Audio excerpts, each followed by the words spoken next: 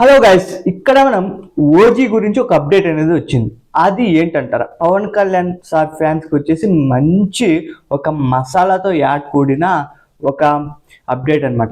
ఏంటి అసలు ఏం జరుగుతుంది? ఈ యొక్క హరిహర వీర మల్లు పైన ఫ్యాన్స్ చాలా హోప్స్ పెట్టుకున్నారు. బట్ రిలీజ్ అయినాక పవన్ కళ్యాణ్ సార్ యాక్టింగ్ కానీ అతని స్టైల్ కానీ ఎలా ఉంటుందో ప్రతి ఒక్కరికి తెలిసిందే. బట్ విఎఫ్ఎక్స్ అంటే ఎడిటింగ్ చేసే వాళ్ళు బై మిస్ చేయడం వల్ల మూవీ అలా అయిపోయింది. అంటే చాలామంది అనదర్ ఫ్యాన్స్ వాళ్ళు ఏం చెప్పుకొని వచ్చారంటే, పూర్వం ఓల్డ్ మనం 90s కిడ్స్లో ఉన్నప్పుడు అక్కడ ఏం జరిగిందో తెలుసా, చెక్క బొమ్మలు పంచతంత్రం అనేసి ఒకటి వస్తుంది, అలా పెట్టారు అనేసి చాలా ట్రోల్స్ అనేటివి వచ్చాయి. ఇన్స్టాలో కానీ లేకపోతే ఫేస్బుక్లో, మన యూట్యూబ్లో ఎక్కడ చూసినా కూడా వచ్చాయి. బట్ అయితే గన పవన్ కళ్యాణ్ సార్ గారు ఒకటే చెప్పారు, ఏంటి, మేము మూవీ తీసాం బట్ అది హిట్ కాలేదు, ప్రేక్షకులు చూసేవాళ్ళు వాళ్ళకి నచ్చితే చూస్తున్నారు, లేదంటే లేదు.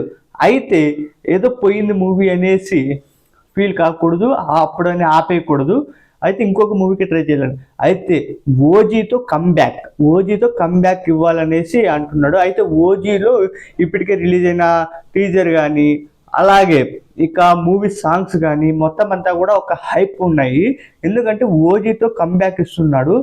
ఈ ఓజీ ఎలా ఉండబోతుంది అంటే కనుక మొత్తం అతని అనుకున్న దానికంటే, అంటే మామూలుగా 100 కోట్లు వస్తే మన తెలుగు వాళ్ళకి ఒక పెద్ద సినిమా అనేసి అనుకుంటూ ఉన్నారు. అయితే ఫ్యాన్ ఇండియాకి అయితే కన్నా అది నార్మల్ అనమాట.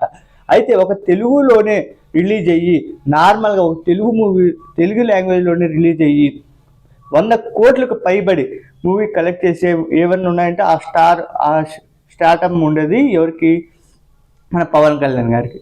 అయితే ఇక్కడ ఓజీని ఎవరు ట్రోల్ చేస్తున్నారు వాళ్ళకైతే కానీ ఒకటే చెప్తున్నారు ఫ్యాన్స్, మీరు హరిహర వీరమల్లుని ఓకే అలా చేశారు, ఓజీతో ఎవరైతే అన్నారో వాళ్ళకి పగిలిపోతాయి బాక్సులు. ఎందుకంటే అలా ఉండబోతుంది ఓజీ. బీజిఎం కానీ అలాగే ఆ యొక్క యాక్టింగ్ కానీ అలా యాక్షన్ మూవీ లాగా అనమాట. ఫైటింగ్ సీన్స్, సీక్వెల్స్ మొత్తం అంతా కూడా ధూమ్ ధామ్గా అంతా అయిపోయినాయి. సో రిలీజ్ డేట్ కూడా మనకి అనౌన్స్ చేశారు. అయితే కన ఈ యొక్క హరిహర వీరమల్లులో మైనస్ అంటే ఏంటంటే కన ఆ విఎఫ్ఎక్స్ అంత పెద్ద స్టార్ మూవీ తీస్తున్నప్పుడు ఎడిట్ చూసుకోవాలి కదా వాళ్ళు. వన్స్ 1కి 2 టైమ్స్ చెక్ చేసుకుంటారు మూవీ రిలీజ్ చేసే ముందు. అయితే చూసుకోవాలి. అసలు మనం చూసేటప్పుడు ఏంట్రా మనము ఇంత పెద్ద సినిమాకి వచ్చి లాస్ట్లో ఎట్లయిపోయింది అనే ఒక ఆలోచనలో పడిపోతాం.